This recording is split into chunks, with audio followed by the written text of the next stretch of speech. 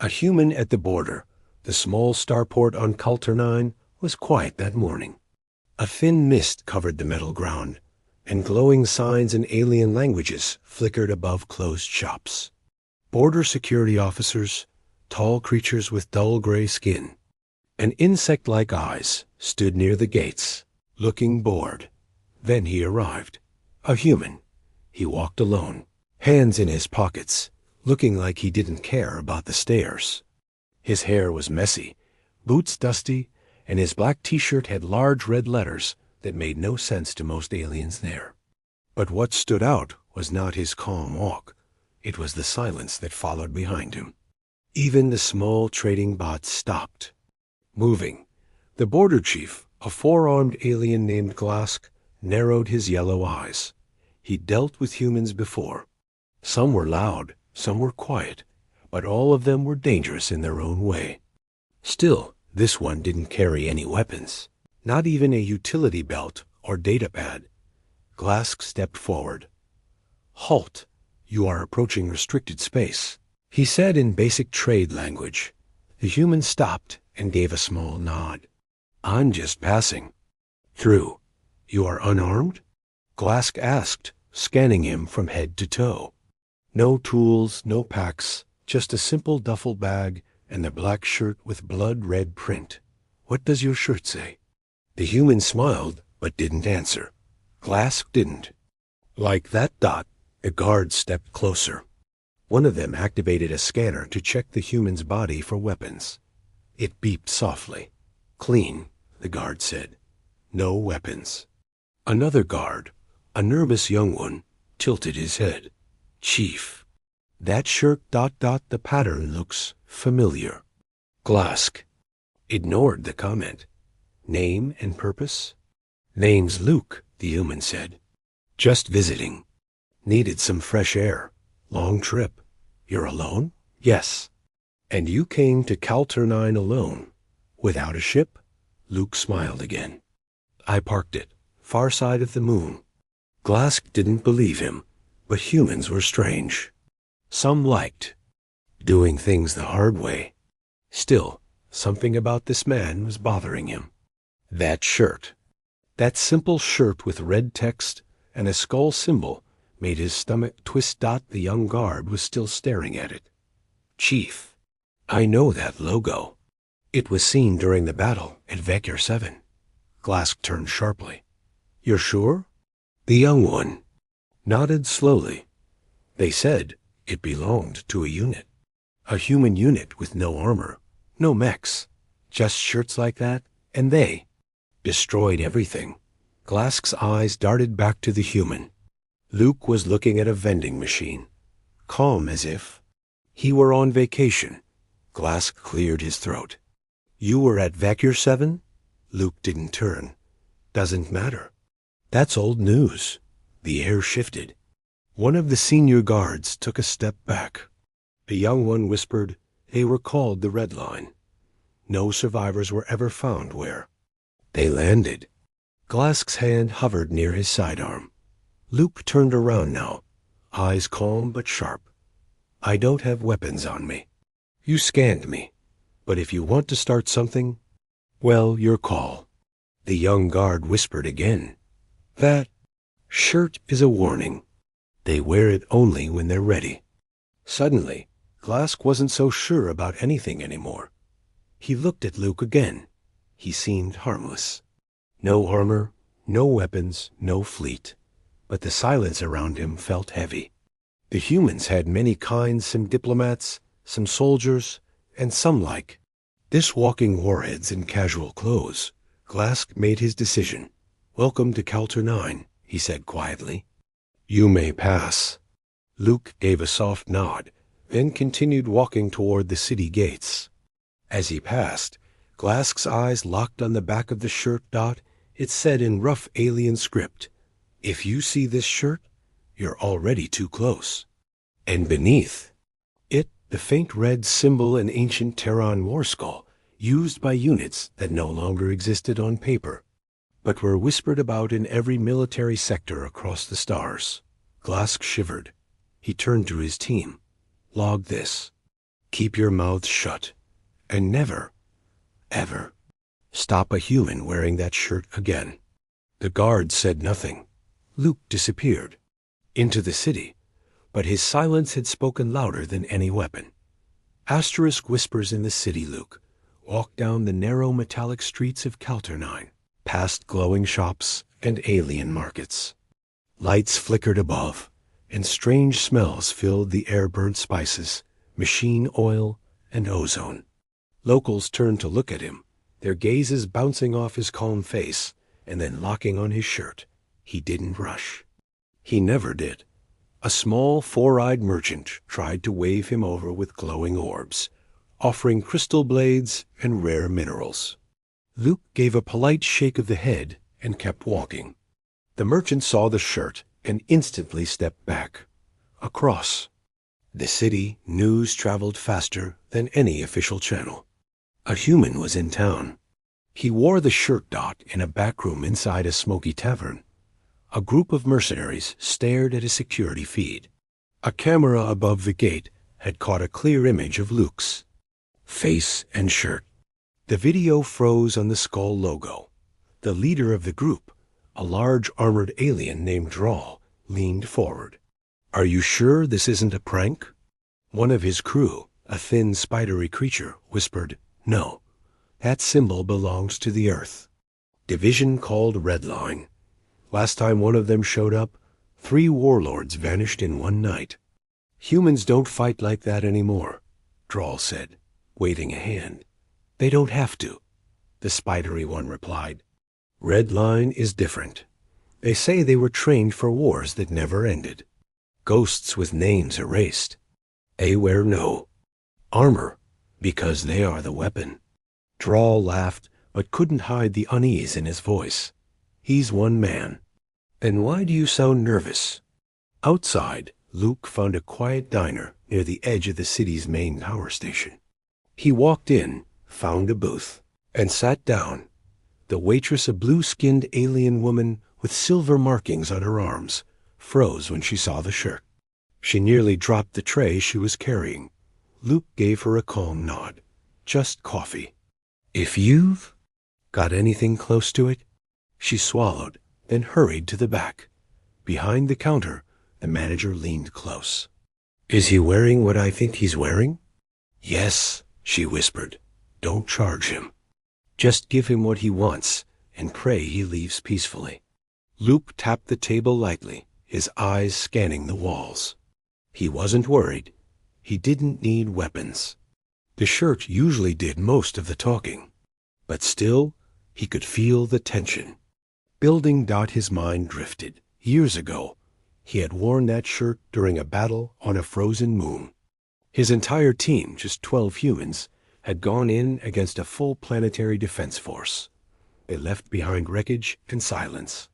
No prisoners, no broadcasts, just destruction. He didn't like to think about those days. But once in a while, he wore the shirt again, not as a warning, but as a reminder. To himself. To them. The waitress returned with a dark, steaming drink in a small cup. "This is our version of your drink." Luke took a sip.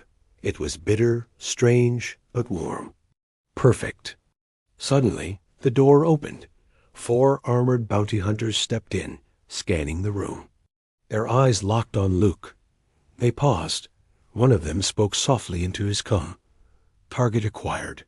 He's alone, sitting. No visible weapons." The reply came, "Proceed with caution. If he makes a move, disengage." Luke set the cup down. The lead bounty hunter stepped forward. "Are you the human who arrived this morning?" Luke looked up, eyes calm. "Depends who's asking." "You've been flagged. There's a bounty alive." Luke raised an eyebrow. "You sure you want to collect it?" The bounty hunter hesitated. Then he saw the shirt. He stared. His eyes widened. The symbols matched the classified files he'd seen, once restricted access. Top level only. His team had never fought a red line. Operative. And now they stood across from one. Alone. Calm. Drinking. The bounty hunter slowly took a step back. "We may have the wrong person." Luke gave a slight smile. "That would be wise."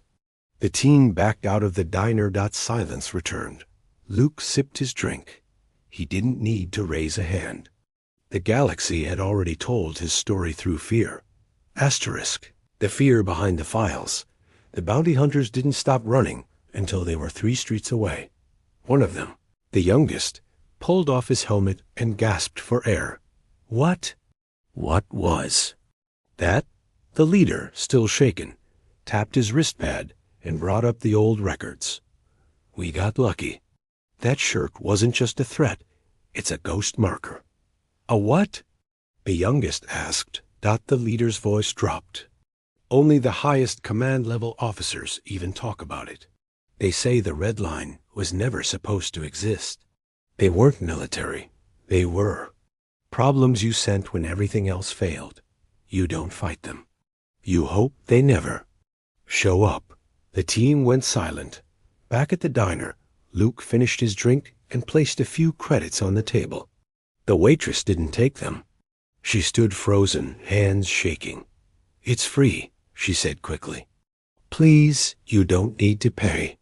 Luke looked at her, then gently pushed the credits forward anyway. "Not everything I do is a threat." He walked out into the evening light. Skies above Calter 9 turned a hazy orange, and long shadows stretched across the streets. Far in the distance, security drones were gathering. A response was being prepared. Luke knew the signs. He'd seen them before: small movement teams, quiet lockdowns, communication blackouts. They weren't going to let him leave peacefully. But he wasn't worried. At the Planetary Defense Building, high above the city, Commander Velk stood with his hands behind his back, watching the footage of Luke entering the gates. The image zoomed in on the shirt. "Pause it," Velk said. The technician froze the frame. The skull symbol, partially worn, glared through the screen. "That's the Red Line," Velk muttered. "No confirmed sightings in a decade." "But he's alone," said his aide. "He could be lying." Velk shook his head. "They always come alone. That's the point. One of them is more dangerous than a fleet. And you don't find Red Line. They show up when they choose. We need to act. Before." Suddenly, the lights flickered. Every screen in the control room went black. Then, one by one, they turned back on, each displaying a single phrase in red letters. "He's not alone." The aide stumbled back. "What does that mean?" Velk's face turned pale. "It means this isn't a coincidence." On the city's edge, Luke stopped by an old building, abandoned, half-broken, forgotten by the locals. He opened the rusted door and stepped inside. The dust-covered floor hadn't been touched in years. Inside, beneath the cracked tiles, he found a small hidden panel. He pressed it. With a low hum, a part of the floor slid open. Below was a pod, sleek, black, unmarked. He climbed down and tapped a control panel. Lights came to life. Inside were old supplies, units, folded armor, a small case with weapons. But Luke didn't reach for the weapons. He reached for a second shirt, clean, folded, with the same skull symbol, but this one was fully red, with the words, "No warnings, no survivors." Luke stared at it for a moment, then he heard it static in his earpiece. He tapped it once. A deep voice came through, calm, familiar. "Is it time?" Luke didn't smile, didn't nod. He just said, "Yes, they've seen the shirt." "Understood," the voice replied. "The others are already moving." Luke climbed out of the pod and back into the empty building. Outside, sirens were starting to echo across Calter 9. The city had realized too late that it wasn't dealing with a tourist, that it was dealing with a storm. And it had already landed. Asterisk shadows that walk sirens screamed across the towers of Calter 9. Shutters rolled down over shopfronts. Markets emptied. Air traffic came to a full stop. Civilians were told to stay inside. The planetary defense system activated in full, scanning every signal, tracking every motion. All for one human. Commander Velk stood in front of the city's defense grid, his hands shaking slightly.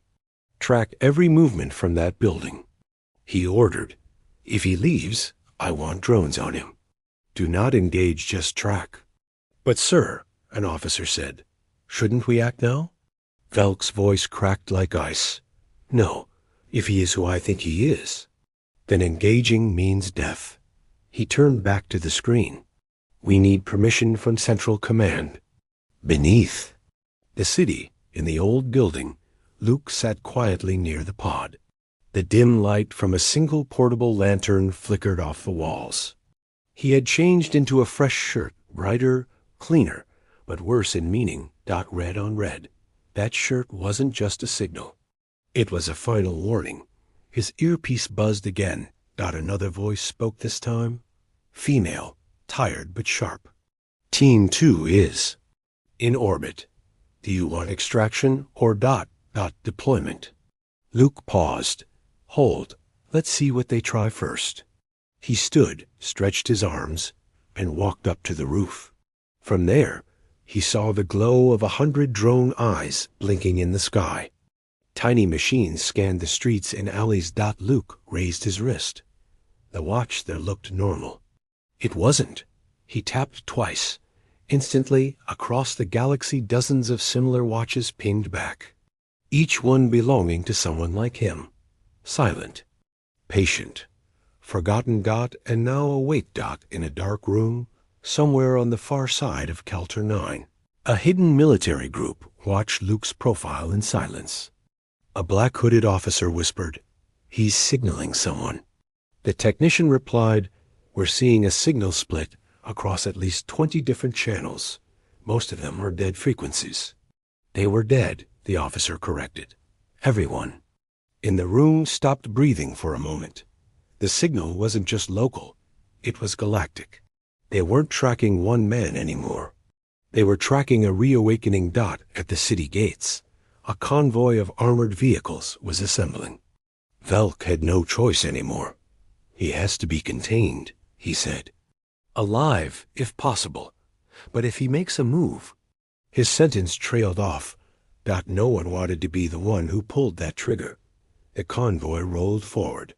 Back on the rooftop, Luke sat down cross-legged and looked at the sky. The stars looked the same. Calm, silent, lying. He muttered to himself, "You built walls around your city and thought that would be enough. But you forgot the one thing Redline always knew." He reached into his duffel bag. Inside wasn't a gun. It was a photograph. A blurry old image of a group of people laughing, smiling, arms around each other. A team long gone. All of them wore the shirt. All of them, legends in silence. They didn't start wars, Luke whispered, but they ended them. A loud mechanical hum filled the air. The city's drones had locked on. The signal changed color green to red. Luke didn't move. He tapped his watch again. Across the sky, 5 ships decloaked above the city. Black, silent, impossible to detect before now. They weren't battleships. They were cleaners, red line. Support vessels, invisible to radar, carrying no markings. No transponders. Just judgment. The city's alarm changed again, now a tone of panic. All air traffic stopped. Shields powered up. And Velk's voice echoed across the network. "Stand down. Do not engage." But it was too late. Luke finally stood, looking at the ships above. They had come, and the city below? It had just been marked.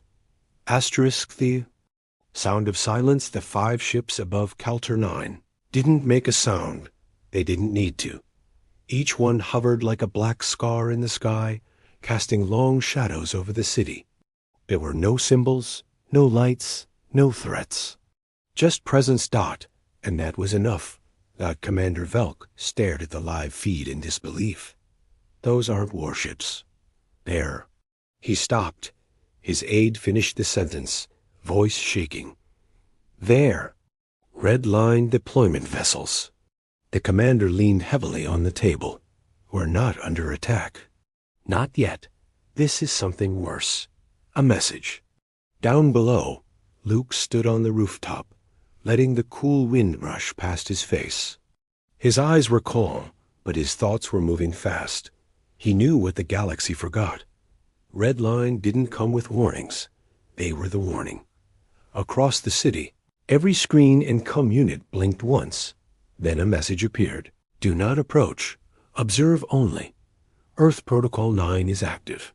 The message was signed with a digital code long forgotten by most governments, but instantly recognized by high-ranking military and intelligence agencies across dozens of systems. The code was Terran Blackout Authority. It meant Earth has deployed. Something that cannot be stopped. On the city outskirts, the convoy of armored vehicles finally arrived at the abandoned building. The lead officer ordered the drones to hover. No shots. He said, just visuals. They zoomed in on the rooftop. Luke stood still, eyes on the sky, wearing the blood-red shirt. He's not armed, one of the soldiers whispered. The officer stared. That shirt is the weapon. From orbit, the lead red line ship sent a new signal encrypted, brief, ancient. It read, standby for cleansing, awaiting command authorization from operative. Luke. In the ship's bridge, a quiet figure stood at the controls. Female, pale eyes, worn hands. She watched Luke's image through a screen and said softly, You've been quiet too long, brother. Back in the city's command center, Velk had done the only smart thing he could. Nothing. Every military option was paused. Drones hovered but didn't attack. Defense cannons were powered but not aimed. The entire planet held its breath. One wrong move would light the match. Luke looked down at his watch. One last ping. One last choice. He pressed a button. Immediately, all 5 ships activated directional cloaks, not to hide, but to focus their surveillance on the city's government hub. Red lasers thin, precise, lined up over the tower roofs. Each beam didn't mean destruction. It meant, we can. And that was louder than any weapon. Luke finally turned to the drone floating nearby and spoke. Tell your leaders the city still stands. Because I said so. He paused. Redline doesn't want war. But if you ever send bounty hunters again, next time, I won't be wearing a shirt. The drone word recorded the message and returned to the convoy. Inside the defense HQ, Velk received the recording. His hands trembled. No retaliation, he said. Full compliance. Give him what he wants. What does he want? The aide asked. Velk looked at the screen, where Luke's figure faded into the night. Peace, Velk whispered, but the kind that rests on fear. Far above, the red-lined ship slowly vanished again, disappearing into cloaked silence. It left no trace, only a memory. The man behind the shirt. The next morning, Caltunine awoke to an uneasy calm. Shops reopened slowly. Patrols doubled in every sector. No one talked too loud. No one asked questions. But everyone whispered the same name, Red Line, and one phrase spread. Like smoke, he didn't fire a shot. Luke walked the outer edge of the city, heading toward the shuttle yard. His boots crunched on gravel. His red shirt still carried the weight of fear. Though he wore it now like armor from another life. He wasn't here to destroy Dot, not this time. At the far end of the yard, an old ship sat quietly covered in dust, forgotten by most. Luke approached it and keyed in a code only a few people in. The galaxy still remembered. The ramp opened with a hiss. Inside, the ship was silent, dark, and cold, until he spoke. Activate log. Luke, Redline Alpha Unit. Final mission status. Compromised. Team status. Unknown. A soft female voice, artificial but familiar, answered. "Hello, Commander. It's been 9 years." He sat in the pilot's chair, rubbing the scar on his right hand. His mind returned to a frozen world where Redline had made its last stand. A trap mission, 12 operatives. Only one got out. He had tried to walk away after that. He even buried the shirts. But the galaxy didn't let people like him vanish. And when Kelter 9's corrupt leaders sold coordinates of old Earth weapon caches to black markets, Luke was quietly sent to check. The bounty hunters? Just noise. But now, the noise had become too loud. Back in the city, Commander Velk stood before a Galactic Council screen. Dozens of alien faces stared at him, nobles, war generals, and planetary rulers. "You let him live," one shouted. "You didn't fire," Velk replied calmly. "He wasn't attacking." Another barked. "He sent warships over a civilian zone." "They didn't attack either," Velk said. "And if they had, we wouldn't be having this conversation." The screen went silent. VLK leaned forward. "Do you know what it means when Earth sends Redline? It means talking time is over. You don't argue with them. You thank them for leaving your planet in one piece." Silence again. Then, slowly, one council member nodded. "Perhaps. It's best we don't interfere with humans anymore." Meanwhile, Luke stared at a faded image inside his ship. It was old, a photo of a little girl, smiling and holding a small flag. She was gone now, caught in one of the first attacks before Red Line ever formed. Back then, he was just a soldier, angry, powerless. But after that day, Earth had built something. Different. A group without medals, without names, no records, no parades. Just missions, just silence, just results. Luke whispered, "That's why I came back. To stop what we started from falling into the wrong hands." He reached for the compad again. Above the planet, one of the cloaked Red Line ships still lingered. Inside, the quiet woman on the bridge received a new signal. Package confirmed. Remaining quiet. No escalation. She smiled. "That's the Luke I remember." A crew member asked, "Do we recall him?" She shook her head. "No, let him decide." Back on the ground, Luke stepped outside and watched the suns rise over Kelter 9's towers. The world was still spinning, still alive. And this time, he hadn't needed to burn it. The shirt had been enough.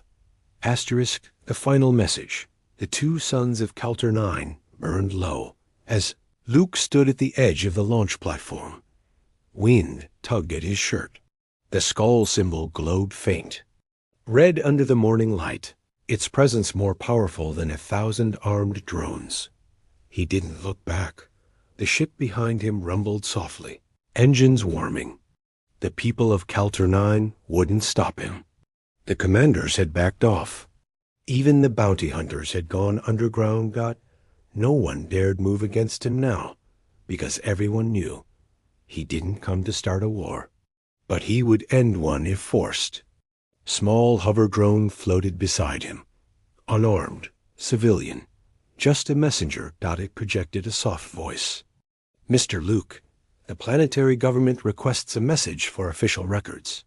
Luke didn't reply at first. Then, slowly, he looked at the drone and said, "Tell them this. Earth has never asked for control. Earth has never demanded loyalty. We just wanted peace. But peace doesn't come free. So we sent those who understood the cost." He turned back to the ship. "I was one of them. I don't want to wear this shirt again, but if I ever do, then someone somewhere made a very stupid mistake." The drone hovered silently for a moment, then zipped away. Luke stepped onto the boarding ramp. Inside the cockpit, the voice of the ship's AI greeted him again. Course. He thought for a moment, then said, "Earth, time to go home." The engines roared to life. A few hours later, across star systems, encrypted messages quietly reached military officials, rogue, fleets, and black market lords. Each carried the same footage. A human standing under two suns, wearing that shirt. No weapons. No backup. Yet no one dared move. The message was clear. Back on Calter 9, Commander Valk stood at the city's tower window, watching the sky. The red-line ships had vanished again. No signal. No trace. Just silence. Will he return? The aide beside him asked. Valk didn't answer. Instead, he said, "Make it law. If any human comes wearing that shirt, full access, no questions. I want that written in every sector manual by tonight." The aide blinked. Even if it's just one man? Valk turned slowly. One is all it ever takes. Epilogue months later, in a distant outpost near the Void sector, a security guard found a strange package at the gate. No return address. Just a box and a folded shirt inside. On the shirt, a message. "You forgot who taught you fear. Don't make us remember for you." The guard dropped the box and ran. The red line isn't active, but it's never gone, and the galaxy will forever remember. They thought the human was unarmed until his t-shirt gave them nightmares.